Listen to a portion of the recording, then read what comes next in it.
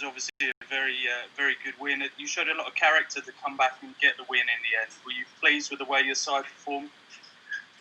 Yes, I am very pleased with the results. It's a really difficult place to come and win. And as well as you said as well, after conceding so late, sometimes mentally, that reaction is not easy. We went for it again. We scored the goal and we are back at Wembley. 2 wins out of 2 now as well. Do you feel that the team have put that bad start to the restart behind them and you're able to perhaps go on a little run now? Well, we have to bear in mind that we played 4 away games. I think we are the only team that has done that. One at City with all the things that happened over there, and then the way we throw the game away at Brighton was a very different game. But I am very pleased today. I never fault the effort of the players. I am really happy. You can only have to see how the front players are going about the defensive job. We still have a big gap to improve in many areas, but I am really happy today. And a great moment for Danny at the end to get the winner. Yeah, so we have to use the subs in a clever way because they are so key to try to win the games. The games are becoming really, really long, and today the reserves again they did what they have to do. Thanks, Mikel. Thank you. Come to Tim next, please. Tim Thornton. Mikel, what pleased you most about the performance today? I think the attitude and the commitment of every single player that was involved in the game and was outside waiting to get his opportunity. There were really good moments where we played and we did the things that I asked them to do, and as well the way we dealt with Sheffield's play.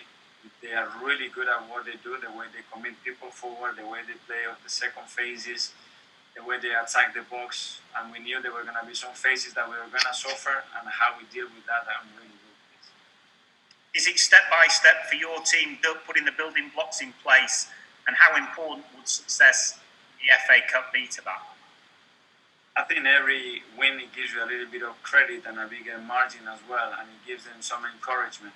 You know, at the end of the day, the results dictate a little bit the spirit and the happiness of the team. And when you get 2 in a truck, obviously, it's much better than how it was when we lost against Brighton. So hopefully we can have some momentum. Now we can play at home as well. That has been a while since we did it. So hopefully we can get another win. David Luiz was taken off. Was there an injury problem there? What was the issue? It was his ankle. He has his ankle. He will get assessed tomorrow, but he was in pain. Thank you. Thank you. Put your hands up, guys, and I can come to you. Otherwise, at the moment, I've got nobody else.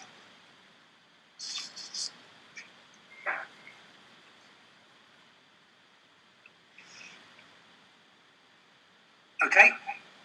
Unless there's any more questions, we're done. Simon, I could see Simon. Simon, hi. Thanks, Mikel.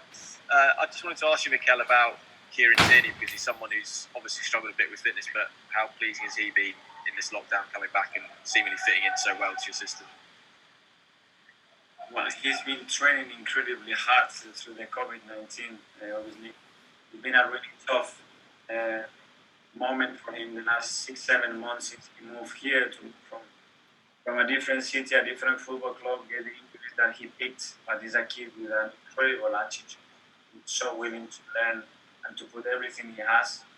He's got a massive heart, and I am delighted to have him. And he's a kid that is going to get better and better. And on that goal you conceded, I think we've seen that goal before from Arsenal, even under the days of Wenger. Is that a mentality issue to try and change that? How do you go about that in stopping we go goals? till the last minute. It doesn't matter what happens. We go for it, and our desire is always to win. That's the only aim of the team. The mindset of every player that is involved in the team. Charles, I'm doing your job. Thanks, guys. I can't see it. Charles. Mikel's in charge. Mark, can you hear me? We can't raise our hands on this, mate. We've got Mark Irwin and Amy Lawrence have both sent messages saying they want to ask questions as well. There's no option to raise a hand. Okay. But yeah, Mikel, can I just ask you about Nicolas Pepe? It's his second goal in 3 games now. The signs are really there that after a difficult start, he's having the numbers as well are showing he's having quite a positive season. Are you excited about what he can bring next season and beyond? Very much. I am very excited what he can bring and what he's bringing to the team this season. I think he's made a click. I think he realizes what he needs to do for the team as well when we don't have the ball. I'm so pleased today. You see his defensive actions. It's incredible what he was doing. And then with the ball, he gives that creativity, that flair that we need and big teams need. And it's always unpredictable what can happen when he has the ball. So I think the right direction. Has he been a real sort of project for you since you've arrived?